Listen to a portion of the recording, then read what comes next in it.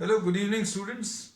Today in 11th class physics, we are continuing with Newton's laws of motion.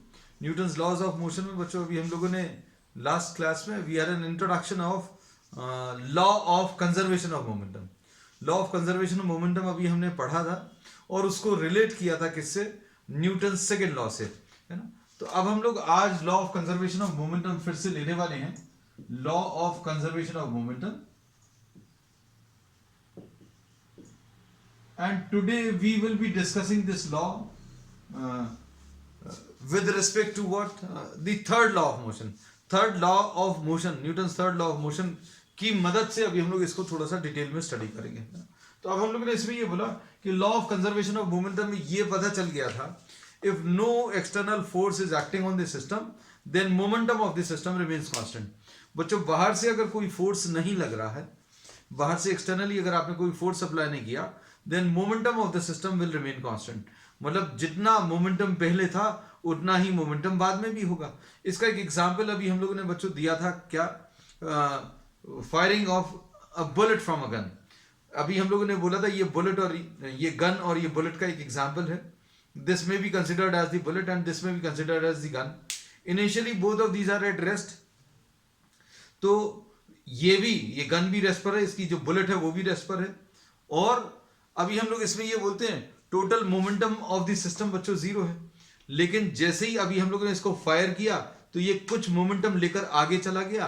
तो क्या होगा? Zero momentum रखने के लिए इसका बाकी का जो हिस्सा है that will be taking a momentum in opposite direction. तो ये पॉजिटिव डायरेक्शन का मोमेंटम और नेगेटिव डायरेक्शन का मोमेंटम दोनों एड अप होकर जीरो दे देंगे.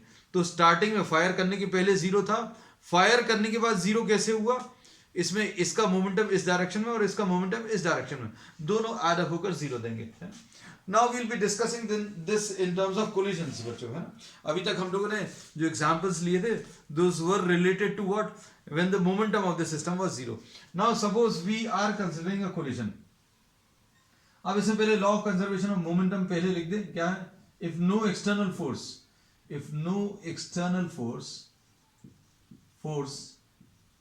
acts on the system, then momentum of the system remains constant. अब इसके एग्जाम्पल के लिए बच्चों बहुत सिंपल सा एक एग्जाम्पल ले लेना. Suppose you are having two objects, थोड़े से छोटे ऑब्जेक्ट्स ले लेना. Suppose this is an object of mass m1 and this is another object of mass m2, and this was moving with a velocity u1 and this was moving with a velocity u2. Initial velocities इनकी u1 and u2 है and they are making a collision. यहां कहीं पर इनका collision हो गया. अब इसके बाद बच्चों अभी हम लोग क्या कह सकते हैं? These will separate and this will start moving with a velocity v1 and this will start moving with a velocity v2. m1 है, ये m2 है. तो इसमें अभी हम लोग ये कहते हैं कि momentum of the system before collision will be equal to momentum of the system after collision. तो ये जो डायग्राम है ये वाला, this is before collision. All of these are before collisions. मतलब इसमें मासेस जो हैं m1 m2 है, वेलोसिटीज इनकी u1 and u2 है. And here you are having what? Here you are having the collision which I have shown. And here all these things have been marked after collision. मतलब क्या है? जिस object का मास m1 है उसकी initial velocity u1 है. After collision what happens? The mass m1 acquires a velocity v1.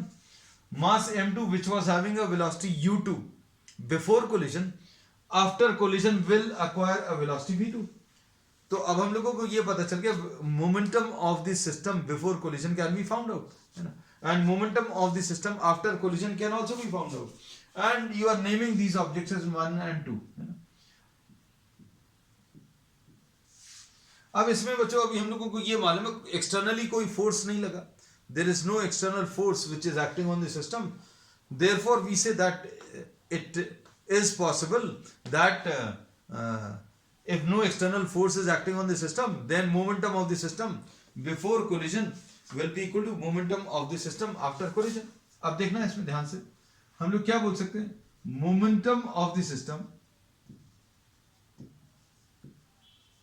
system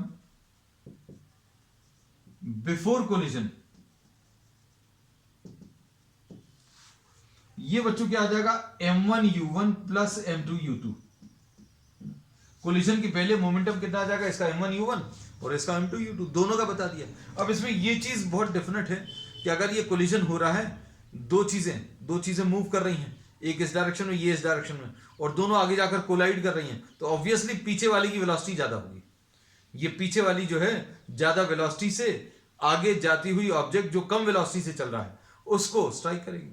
possible है ना, अगर ये धीरे धीरे चल रहा है और ये फास्ट चल रहा है तो ये कभी इसके साथ कोलाइड नहीं करेगा. तो अभी हम लोग क्या बोलेंगे बच्चों, ये धीरे धीरे चल रहा है और ये फास्ट मूविंग ऑब्जेक्ट आकर इससे स्ट्राइक कर जाएगा, है ना. तो अब हम लोग इसमें ये बोलते हैं बच्चों u1 will be greater than u2. और इसके बाद इसमें अब हम लोगों ने बता दिया momentum of the system before collision, momentum of the system after collision.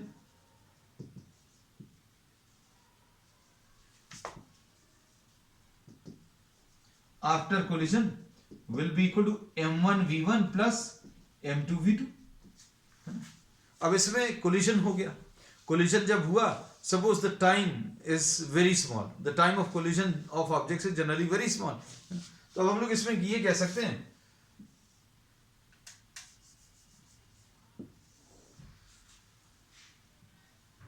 Change in momentum of the first object. ये कितना आ जाएगा बच्चों, ये तो बता सकते हैं, change in momentum of the first object. भाई इसका m1u1 था, बाद में m1v1 हो गया. इसका मोमेंटम कैसे मिलेगा, मास इनटू वेलोसिटी. इसका मोमेंटम मास इनटू वेलोसिटी. तो ये कितना आ जाएगा, m1v1 माइनस m1u1. ये change in momentum of the first object हो गया. अब ऐसे ही change in momentum of the second object, change in momentum of the second object. ये कैसा मिलेगा, m2 into v2 minus m2 into u2. Second object की फाइनल वेलोसिटी v2 है और इनिशियल वेलोसिटी बच्चों, initial velocity will be this initial velocity will be u2, final velocity is v2. तो m2 v2 minus m2 u2. अब देखना, अब हम लोग क्या बोल सकते हैं, from Newton's second law, from Newton's third law, third law, no external force is acting on the system, but since these are interacting, ये कोलाइड किए, तो इसने कुछ फोर्स इसके ऊपर लगाया और इसने इन टर्न इसके ऊपर कुछ फोर्स लगाया. तो अब हम लोग क्या बोल सकते हैं, बहुत simple, F12 will be equal to negative of F21. ऐसा कह सकते हैं, force acting on the first object will be equal and opposite to force acting on the second object. Force acting on the first object will be equal and opposite to force acting on the second object. अब इसके basis पर suppose delta t is the contact time, तो अब हम लोग क्या बोलेंगे, F12 into delta t will be equal to minus F21 into delta t. क्या किया बच्चों, दोनों तरफ अभी हम लोगों ने डेल्टा टी से मल्टीप्लाई कर दिया, है ना. अब फोर्स इनटू टाइम क्या होता है, ये अभी हम लोगों ने पिछली क्लास में डिस्कस किया.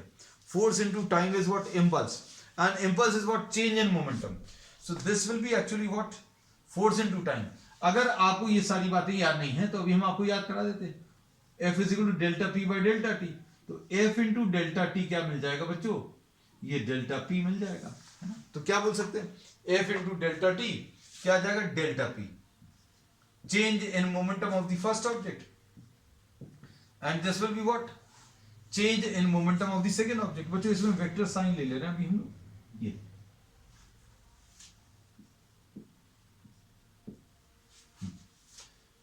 Will be equal to minus of delta p2. अब change in momentum of the first object बच्चों कितना है, change in momentum of the first object m1v1 minus m1u1 will be equal to minus sign के साथ delta p2 कितना आ जाएगा, m2v2 minus m2u2, ऐसा कह सकते हैं। Change in momentum of first object लिख लिया, change in momentum of second object लिख लिया। अब क्या करें बच्चों, इसको सॉल्व कर लो। m1v1 minus m1u1 is equal to minus m2v2 plus m2u2, ऐसा कुछ आ गया। अब ये टर्म्स को इधर ट्रांसफर कर लीजिए, इसको इधर ट्रांसफर कर लो, इसको इधर ट्रांसफर कर लो, तो क्या आ जाएगा सॉल्व करने पर? What do you get finally? यहां पर लिख ले रहे हैं, ये क्या आ जाएगा m1v1 plus m2v2 will be equal to m1u1 plus m2u2। This is what? This is momentum after collision and this is what? Momentum of the system before collision। ये लिखे हुए ऊपर। तो इससे क्या रिजल्ट मिला बच्चों? इससे ये रिजल्ट मिला momentum before collision will be equal to momentum after collision। So momentum of the system before collision will be equal to momentum of the system after collision। तो ये बच्चों प्रूफ है किसका? Law of conservation of momentum का, using what? Newton's third law of motion, है ना। इसके basis पर अभी हम लोग बहुत सारी चीजें पिछले क्लास में भी डिस्कस की थी, आज भी अभी हम लोग डिस्कस करने वाले हैं। हमने एक बोट का भी एग्जाम्पल लिया था बच्चों। बोट का एग्जाम्पल क्या था? हमने इसमें ये बोला था कि if a person standing in a boat, है ना, वो छोटी वाली जो बोट रहती हैं लेक्स वगैरह में, if a person is standing on that boat and is trying to get off the boat, है ना, उस बोट से बाहर निकलने की कोशिश कर रहा है, and as it moves out, ये सपोज बच्चों बोट है, and here you are having a person, person बना दें, and this is the water, और यहां कहीं पर ये बाहर आने की कोशिश कर रहा है, तो क्या होगा? अभी तो momentum of the system zero है, momentum of the system zero है। जैसे ये बाहर निकलेगा तो क्या होगा? कुछ मोमेंटम इधर की तरफ जाएगा, कुछ मोमेंटम इधर की तरफ जाएगा, और since the momentum of the system is to be taken as zero, momentum of the system बच्चों जीरो आना चाहिए, इसलिए अभी हम लोग क्या करेंगे? हम लोग क्या बोलते हैं, क्या होगा? इसमें कुछ मोमेंटम इस डायरेक्शन में गया तो बाकी का मोमेंटम ऑपोजिट डायरेक्शन में जाएगा, so that the net momentum remains zero, है ना। नेट मोमेंटम जीरो था पहले, बाद में भी जीरो आएगा। यही चीज गन में भी अप्लाई होती है। गन का तो अभी हमने बहुत डिटेल में लास्ट क्लास में डिस्कस किया। We had also calculated what the recoil velocity of gun, है ना। अब बच्चों इसी का एक प्रिंसिपल है, इसी का एक एप्लीकेशन है बच्चों, रॉकेट प्रोपल्शन। तो रॉकेट प्रोपल्शन और डिस्कस कर लें। इसमें अभी हम लोगों ने ये बोला है कि फोर्स जनरेट करने का एक तरीका ये होता है, अगर आपको फोर्स जनरेट करना है, then force can be generated by F is equal to delta P by delta T, है ना। मतलब अभी आप क्या करते हो, मास इनटू वेलोसिटी, ऐसा कुछ लेते हैं। लगभग सारे केसेस में अभी हम लोग क्या कहते हैं कि delta P by delta T change करने में वेलोसिटी चेंज होती है ना, वेलोसिटी इज चेंज। लेकिन यहां पर अभी हम लोग रॉकेट में बोलते हैं मास कभी चेंज नहीं होता, लेकिन rocket is the only example in which the mass is actually changing. Mass rocket में चेंज होता है। तो अभी हम लोगों ने बोला फोर्स जो ऊपर की तरफ चाहिए रॉकेट को मूव कराने के लिए, if the rocket is to be moved in upward direction, then some upthrust is required, है ना। और ये अपथ्रस्ट प्रोवाइड करने के लिए अभी हम लोग करते क्या है, देखना, इमेजिन करना बच्चों, ये पूरा गन और बुलेट के एग्जाम्पल से रिलेट किया जा सकता है। इसमें अभी हम लोग ये बोलते हैं बच्चों कि रॉकेट के जो लोअर पोर्शन है, lower portion of the rocket, this is filled with fuel, fuel है, और ये फ्यूल जलकर गैसेस के फॉर्म में एग्जॉस्ट होता है।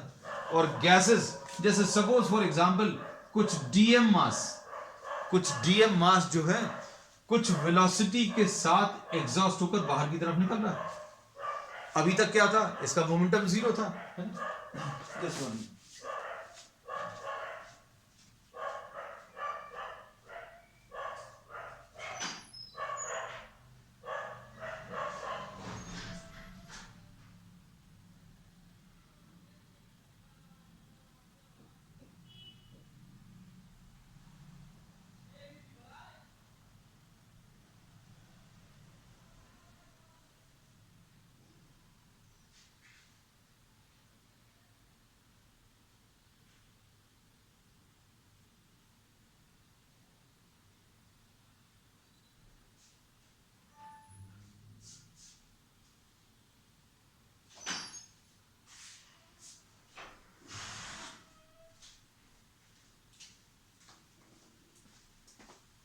तो अब हमने इसमें ये बोला बच्चों कि गैसेस जो है कंटिन्यूसली कंबशन के कारण, फ्यूल जो है कंटिन्यूस कंबशन के कारण गैसेस में कन्वर्ट हो रहा है, और ये गैसेस जो हैं कुछ वेलोसिटी लेकर नीचे की तरफ मूव कर रही हैं।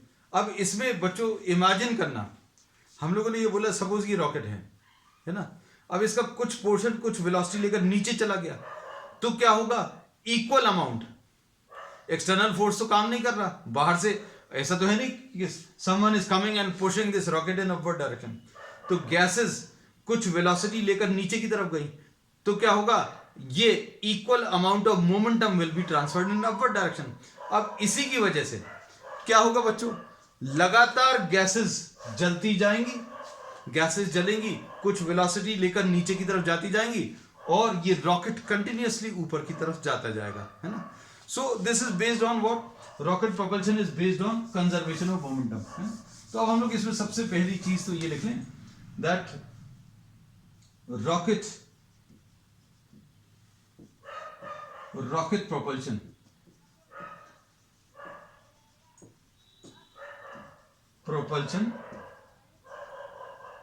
is based on law of conservation of momentum. This is based on law of conservation of momentum.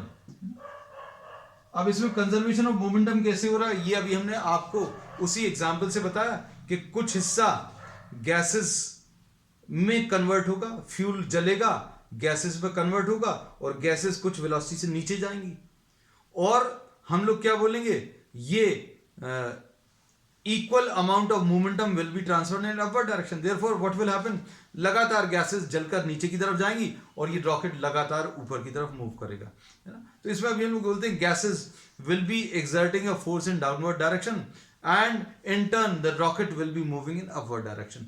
तो अब हम लोग इसमें ये बोलते हैं बच्चों क्या, कि इसमें एक अपथ्रस्ट जनरेट होगा, और ये अपथ्रस्ट कितना जनरेट होगा ये अभी हम लोग इसमें कैलकुलेट करेंगे। तो सबसे पहली चीज तो अभी हम लोग ने ये लिख लिया कि rocket propulsion is based on law of conservation of momentum. Suppose इसमें m not is the initial mass of the rocket. Suppose m naught is what, the initial mass of the rocket, है ना? और ये मास बच्चों लगातार change हो रहा है, मास लगातार क्यों, this is the only case which we are studying in which the mass is changing. Mass क्यों चेंज हो रहा है बच्चों, इसका जो लोअर पोर्शन है वो फ्यूल से भरा हुआ है, और फ्यूल लगातार जलकर गैसेस में कन्वर्ट हो रहा है। तो m0 बच्चों इसका इनिशियल मास है, फिर उसके बाद रॉकेट प्लस फ्यूल ऐसा लिख लें, है ना। अब इसमें suppose m is the mass of the rocket at any stage, किसी एक स्टेज पर m is mass of the rocket, है ना। ये मास तो लगातार चेंज होगा, ये अभी हमने पहले ही बता दिया। अब इस समय पर क्या होगा बच्चों, अब देखना, ये इसका मास m है और इसकी ऊपर की तरफ वेलोसिटी v है, मास इसका m है, वेलोसिटी ऊपर की तरफ v है। अब सेकेंड एक डायग्राम और ले ले रहे हैं बच्चों, इसको अब अच्छे से समझना। अब इसमें क्या हुआ, अब इसमें ये जो लोअर पोर्शन है इसमें से बच्चों dm मास जो है गैसेस में कन्वर्ट हो गया, एक छोटा सा मास dm गैसेस में कन्वर्ट हो गया, तो इसका मास कितना बचेगा बच्चों, m माइनस dm। मास कम क्यों हो गया, मास m था, अब m माइनस dm क्यों हो गया, क्योंकि dm mass of the fuel gets converted into gases। ये अच्छे समझना बच्चों, सारी चीजें हम सारी चीजें बहुत डिटेल में आपको बताएंगे, है ना। अब इसमें अभी हमें ये पता चल गया बच्चों कि suppose this is happening at a time t, this is happening at time t, और ये थोड़ी देर बाद at time t plus dt। तो टाइम t प्लस dt पर क्या हुआ, इसका छोटा सा मास जो है, अब हम लोगों ने बोला गैसेस में कन्वर्ट हो गया, dm मास गैसेस में कन्वर्ट हो गया। और ये गैसेस बच्चों अभी हम लोगों ने दिखा दी हैं, और इनकी वेलोसिटी बच्चों, इनकी वेलोसिटी vg है। vg किसकी वेलोसिटी है बच्चों, vg is the velocity of the gases, vg is the velocity of the gases. ठीक है, अब इसके बाद, अब इसमें अच्छे समझना, ये m mass of the rocket was moving upward. ये तो स्टार्टिंग से अभी हम लोग नहीं डिस्कस कर रहे, अभी हमने जब ये हवा में है बीच में कहीं पर, तब अभी हमने डिस्कस किया। इसका मास m है और ये v वेलोसिटी से ऊपर जा रहा है। अब क्या हुआ, थोड़ी देर बाद इसका कुछ हिस्सा, नीचे का कुछ हिस्सा गैसेस में कन्वर्ट हो गया, नीचे का कुछ हिस्सा गैसेस में कन्वर्ट हो गया, जो अभी हमने बताया था। जैसे मान लो हवा में अगर ये रेस्ट पर है, तो क्या होगा बच्चों, ये नीचे की तरफ जाएगा और ये ऊपर की तरफ जाएगा। क्यों, रीजन क्या है, ये अभी हमने law of conservation of momentum से बता दिया। कोई एक्सटर्नल फोर्स काम नहीं कर रहा, तो जितना मोमेंटम नीचे की तरफ होगा गैसेस का, उतना ही मोमेंटम ऊपर की तरफ भी आएगा, है ना। तो अब हम लोग इसमें बच्चों सारी चीजें जो हैं वेक्टर टर्म्स में मार्क कर दे रहे हैं। चलो अब इसमें, अब हम लोग क्या बोलेंगे, अब ये जब नीचे की तरफ vg वेलोसिटी से गैसेस जा रही हैं, तो अब क्या होगा बच्चों, इसकी वेलोसिटी थोड़ी सी इंक्रीज हो जाएगी। इसकी वेलोसिटी पहले अभी हम लोगों ने v मार्क करी थी, अब ये वेलोसिटी v प्लस dv हो जाएगी, है ना। सो v प्लस dv बच्चों ये अलग कलर से मार्क कर दें क्या, v प्लस dv। वेलोसिटी बढ़ गई। वेलोसिटी क्यों बढ़ गई बच्चों, अभी हमने क्या बताया, ये कुछ मोमेंटम नीचे गया, उसकी वजह से कुछ मोमेंटम ऊपर की तरफ ट्रांसफर होगा, है ना। Law of conservation of momentum से momentum of the system will remain constant. Momentum constant रहेगा तो ऐसा कुछ नहीं बोल सकते कि भैया ये नीचे चला गया इसको कुछ नहीं होगा। ये नीचे की तरफ गया, जितना मोमेंटम नीचे लेके गया उतना ये मोमेंटम ऊपर दे देगा, है ना। तो अब हम लोगों ने क्या बोला, नीचे की तरफ अगर ये गैसेस गई कितनी वेलोसिटी से, vg वेलोसिटी से, तो क्या होगा, अब ऊपर की तरफ ये मोमेंटम देगा तो वेलोसिटी बढ़ जाएगी।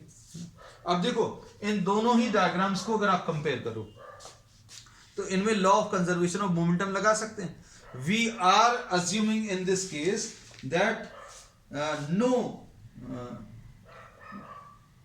There is no friction and all. अभी हम लोग बच्चों इसमें कहीं पर भी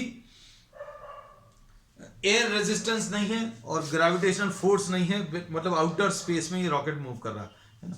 अब देखो, अब ये पहले डायग्राम और दूसरे डायग्राम को देखना, initial momentum of the system,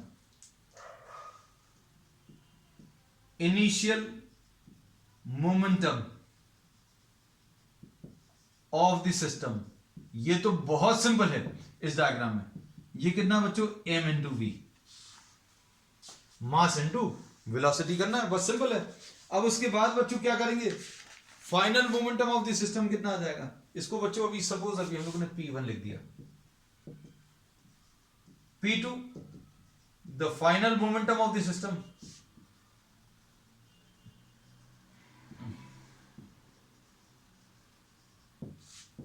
कैसे मिलेगा। अब ये फाइनल मोमेंटम दो पार्ट्स में डिवाइड हो गया। अब ये m मास जो है v वेलोसिटी से ऊपर जा रहा था, अब क्या होगा, इसमें से कुछ हिस्सा जलकर गैसेस में कन्वर्ट हुआ, नीचे चला गया, है ना। तो ये एक मास आ जाएगा, इसकी वेलोसिटी आ जाएगी, और ये एक मास आ जाएगा और इसकी भी एक वेलोसिटी आ जाएगी। तो ये दोनों ही अभी हम लोगों को मार्क करनी पड़ेगी। तो ये कितना आ जाएगा बच्चों, ये आ जाएगा m माइनस dm, ये वाला मास, और इसकी वेलोसिटी कितनी है बच्चों, v प्लस dv। फिर उसके बाद क्या करेंगे, इसका मोमेंटम, ये कितना आ जाएगा, dm मास, और इसकी वेलोसिटी कितनी है बच्चों, माइनस vg। माइनस क्यों लिखा, क्योंकि नीचे की तरफ है। माइनस vg क्यों लिख रहे हैं बच्चों, क्योंकि नीचे की तरफ। अच्छे से सारी चीजों को समझना। अभी हमने क्या बोला है, रॉकेट प्रोपल्शन जो है बच्चों किस पर बेस्ड है, law of conservation of momentum. हमने बोला नीचे का पोर्शन जलता जाएगा, गैसेस में कन्वर्ट होगा, गैसेस नीचे की तरफ जाएंगी और ये एक मोमेंटम या फोर्स एक्सर्ट करेंगे अपवर्ड डायरेक्शन में। और इसके लिए अभी हमने क्या किया, रॉकेट जब चल रहा था तो इसमें बीच में कहीं पर हमने इसको कंसिडर किया जब इसका मास m था, मास m था और ऊपर की तरफ वेलोसिटी v थी, ये ऐसा कुछ मूव कर रहा है। तब अचानक क्या हुआ, नीचे वाले पोर्शन में से गैसेस जलकर नीचे की तरफ गई, नीचे वाले पोर्शन में जो गैसेस हैं वो जलकर नीचे की तरफ गई, तो क्या होगा, इसका मोमेंटम जो है ऊपर की तरफ ट्रांसफर होगा, मतलब equal amount of momentum will be transferred in upward direction, है ना। तो अब हम लोगों ने क्या किया बच्चों, अब इसका भी मोमेंटम ले लिया, इसका मोमेंटम कितना आ गया, m minus D M. Velocity कितनी हो गई बच्चों, v प्लस डी वी, है ना। वेलोसिटी बढ़ेगी, वेलोसिटी अगर नहीं बढ़ेगी तो dv की वैल्यू अपने आप जीरो आ जाएगी, चिंता की कोई बात नहीं है ना। तो m माइनस डी एम इसका मास हो गया, किसका, रॉकेट का मास कम क्यों हो गया, क्योंकि इसमें से नीचे से गैसेस जलकर अलग हो गई, है ना। और अब चूंकि इस मास की वेलोसिटी ले ली v प्लस डी वी, इस मास की भी वेलोसिटी ले ली माइनस वी जी। अब law of conservation of momentum क्या बोलता कि पहले वाले में और दूसरे वाले में मोमेंटम इक्वल होंगे, ये वाला मोमेंटम और ये वाला मोमेंटम आप इक्वेट कर दो, तो कितना आएगा बच्चों, देखो m into v will be equal to m minus D m, ये रॉकेट का mass, into v plus d v, v plus d v, ठीक है, माइनस डीएम इंटू वीजी। ये बच्चों डीएम इंटू माइनस वीजी क्यों लिया, ये चीजें क्लियर रहनी चाहिए बच्चों। ऊपर वाली वेलोसिटी को प्लस लिया तो नीचे वाली वेलोसिटी को माइनस लिखेंगे, है ना। अब इसके ब्रैकेट्स ओपन कर दीजिए, देखना ये क्या आ जाएगा, m into v will be equal to m into v plus m into d v minus d m into v और minus d m into d v. m के ऊपर वेक्टर साइन थोड़ी लगाना है, माइनस डीएम इंटू वी आ गया, माइनस डीएम इंटू डीवी आ गया, ठीक है, और फिर minus d m into V G.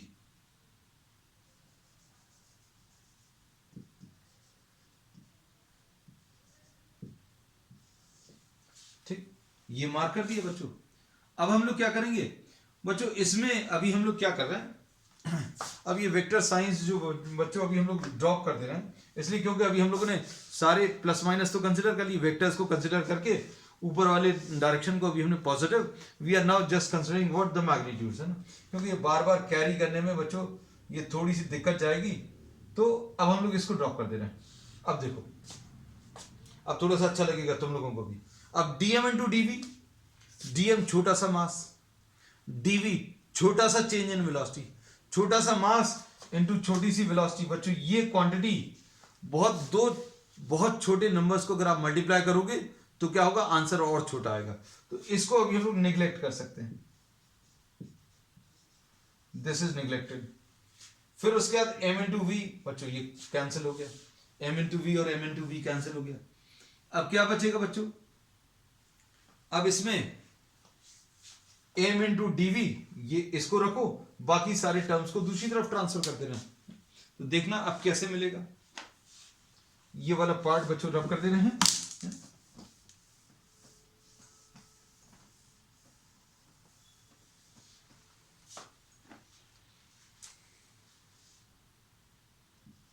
m into D V will be equal to dm into v plus dm into V G. देखो सिर्फ यही बचा।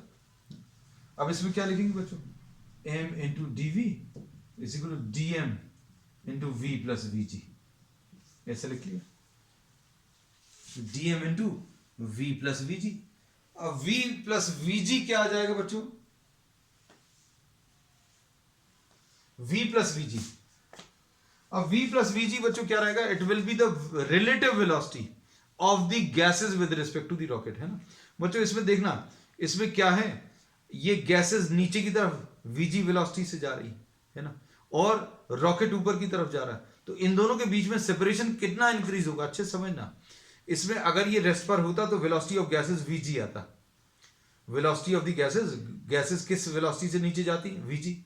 लेकिन अब क्या हो रहा है, ये भी ऊपर जा रहा है, तो ये v और ये vg, दोनों जो है इनके बीच का सेपरेशन इंक्रीज कर रहे हैं। तो रिलेटिव वेलोसिटी में ये कॉन्सेप्ट बहुत अच्छे से पढ़ा है कि बच्चों अगर दो ऑब्जेक्ट्स ऑपोजिट डायरेक्शन में जाते हैं तो रिलेटिव वेलोसिटीज क्या होती हैं, ऐड हो जाती हैं। इसका बेस्ट एग्जांपल है बच्चों दो ट्रेन्स जब पैरेलल एक ही डायरेक्शन में जा रही हैं तो चेंज नहीं पता चलता, लेकिन अगर ऑपोजिट डायरेक्शन में क्रॉस करें तो ऐसा लगता है in the train in which we are sitting it appears as if the speed has increased. हमें ऐसा लगता है कि स्पीड इंक्रीज हो गई। क्यों? क्योंकि क्या है, ये आगे जा रहा है और ये बाजू वाली ट्रेन जिसको अभी हम लोग देख रहे हैं वो पीछे आ रहा है ना। So if two objects are moving in opposite direction then relative velocity is calculated by adding the two. तो अब हम लोग क्या लिख रहे हैं बच्चों, v प्लस वीजी को। v प्लस वीजी is the velocity of the gases with respect to the rocket, और velocity of the gases with respect to the rocket को अभी हम लोग क्या लिख ले रहे हैं, we are writing this as u, we are writing this as minus u। बस ये याद रखना, माइनस u क्यों? क्योंकि नेगेटिव डायरेक्शन में है। अब देखो इसको कैसा लिखेंगे, m into D V will be equal to minus D M into U. बस अब इससे क्या मिल जाएगा बच्चों, इससे dv मिल जाएगा। तो dv की वैल्यू कितनी आ जाएगी, dv will be equal to minus D M upon M into U. ठीक, अब हम एक बार फिर से सारी चीजें बता दें। तो इसमें अभी हम लोगों ने बोला रॉकेट जो है ऊपर की तरफ मूव कर रहा है, और रॉकेट जब ऊपर जा रहा है बीच में किसी स्टेज पर अभी हम लोगों ने कंसिडर किया। अब इसका मास अभी m है, ये v वेलोसिटी से ऊपर जा रहा है। अब थोड़ी देर बाद क्या हुआ, ये t सेकेंड्स पर है। थोड़े समय के बाद क्या हुआ, इसका कुछ मास vg वेलोसिटी से नीचे चला गया, तो इसका मास कितना बचा, m माइनस डी एम, और इसकी वेलोसिटी पहले v थी, अब कितनी हो गई, v प्लस डी वी। क्यों? क्योंकि dm मास जो है गैसेस में कन्वर्ट होकर नीचे की तरफ चला गया। अब इसका मोमेंटम और इसका मोमेंटम इक्वेट कर दो। अब ये इक्वेट करना इस डायग्राम में बहुत इजी है, देखना इसका मोमेंटम कितना आ जाएगा, m इंटू वी। इसका मोमेंटम कितना आ जाएगा, इसका मास इंटू इसकी वेलोसिटी प्लस इसका मास इंटू इसकी वेलोसिटी। ये vg लिखते समय याद रखना माइनस साइन लगाना है, तो vg लिखते समय हमने माइनस साइन लगाया है। दोनों को इक्वेट कर दिया, दोनों को जब इक्वेट करेंगे ब्रैकेट्स ओपन करेंगे, है ना, dm इंटू dv इसको नेग्लेक्ट कर देंगे। dm छोटा सा मास, dv छोटा सा चेंज इन वेलोसिटी, नेग्लेक्ट कर दिया। फिर उसके बाद दूसरी चीज अब क्या करेंगे, v प्लस वीजी, ये देखो ये सारे टर्म्स को इधर उधर ट्रांसफर करके m इंटू डी वी, यहां पर dm कॉमन लिया, v प्लस वीजी, और v प्लस वीजी को अभी हम लोगों ने क्या लिख दिया, माइनस यू। बस इतना सा अभी हम लोगों ने किया।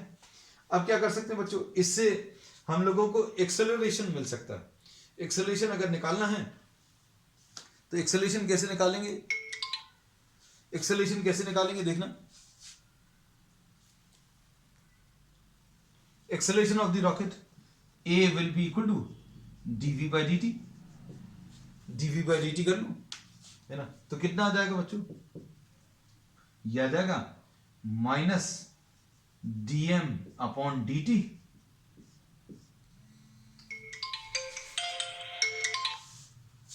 dm by dt, और इसके बाद बच्चों u डिवाइडेड बाय m। तो ये बच्चों क्या आ गया, ये एक्सेलरेशन आ गया। This is the acceleration of the rocket. ये बच्चों बहुत सिंपल सा रिलेशन है जो देखने में बहुत टफ लग रहा है। अब कैसे सिंपल है देखना, हम आपको क्लियरली बताएं, देखना इसको रब कर दे रहे हैं।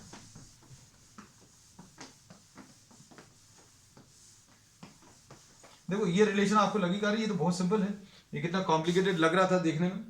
देखो फोर्स क्या होता बच्चों, upthrust F is equal to dp by dt, ऐसा कुछ होता है ना। फोर्स क्या होता है बच्चों,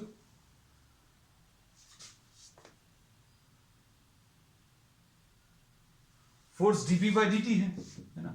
d by dt of p को अभी हम लोग m इंटू वी लिख लें, ऐसा कुछ लिख लिया। देखना बच्चों बहुत ध्यान से, अब इसमें क्या लिख रहे हैं, अभी हम लोग v वेलोसिटी को कांस्टेंट मानकर, किसी एक स्टेज पर वेलोसिटी कांस्टेंट है, तो ये कितना आ जाएगा, v dm बाई dt, ऐसा लिख लिया। ये फोर्स आ गया। एक्सेलरेशन कैसे मिलेगा, तो acceleration will be force divided by mass, low v divided by m dm by dt। ये तो कोई ऐसी कुछ है, dm by dt है और क्या है, वेलोसिटी है और क्या है बच्चों, m है। तो रिलेशन बिल्कुल वैसे ही है, तो इसमें कोई दिक्कत वाली बात नहीं है। तो ये रिलेशन बच्चों बहुत ज़्यादा कॉम्प्लिकेटेड नहीं है, बस अभी हम लोगों ने इसको निकाला किसकी मदद से है, हम लोगों ने निकाला इसको law of conservation of momentum से निकाला है ना। अब इसमें एक स्टेप और है बच्चों जो अभी हम लोगों को निकालना है, क्या, फाइनल वेलोसिटी का। तो ये कैसे निकलेगा, ये मेन रिलेशन है जो अभी हम लोग यूज करेंगे। dm by dt आपको समझ में आना चाहिए, dm by dt क्या है। तो dm by dt is the rate at which mass is decreasing. तो बच्चों इसका मास क्यों डिक्रीज होता है, क्योंकि फ्यूल जल रहा है। तो अब हम लोग क्या बोलेंगे, dm by dt is the rate at which the fuel is being burned. जिस रेट पर फ्यूल जल रहा है उसको अभी हम लोग dm by dt, integration of dv अगर आप ले लें तो ये कितना आ जाएगा, minus dm upon m into you, है ना। तो ये आ जाएगा v बच्चों। और अगर आपने v इनिशियल वेलोसिटी v0 ले ली, फाइनल वेलोसिटी v ले ली, तो ऐसा कुछ आ जाएगा। और इनिशियल मास m0 ले लिया और फाइनल मास m तक, है ना। तो ये भी अभी हम लोग कैलकुलेशंस कर सकते हैं, कैसे। तो ये बच्चों v आ जाएगा कहां से कहां तक, v0 से v तक, माइनस u 1 अपॉन m का इंटीग्रेशन मालूम होना चाहिए बच्चों, है ना। मान लीजिए आपको याद नहीं है तो अब हम लोग बता दे रहे हैं, इसका 1 अपॉन m का इंटीग्रेशन बच्चों log m आएगा, कहां से कहां तक, m0 से m तक। तो ये v minus v0 will be equal to minus u log m minus log m0। पहले अपर वैल्यू रखते हैं फिर लोअर वैल्यू, और इसको क्या लिख लेंगे, minus u log m upon m0। ये बहुत ज्यादा यूजफुल नहीं है बच्चों, बहुत यूजफुल जो है वो रिलेशन ये वाला है, लेकिन कहीं कहीं पर ये भी कैलकुलेटेड रहता है, इसलिए अभी हमने ये भी दे दिया, v equal to v not minus u log m by m0।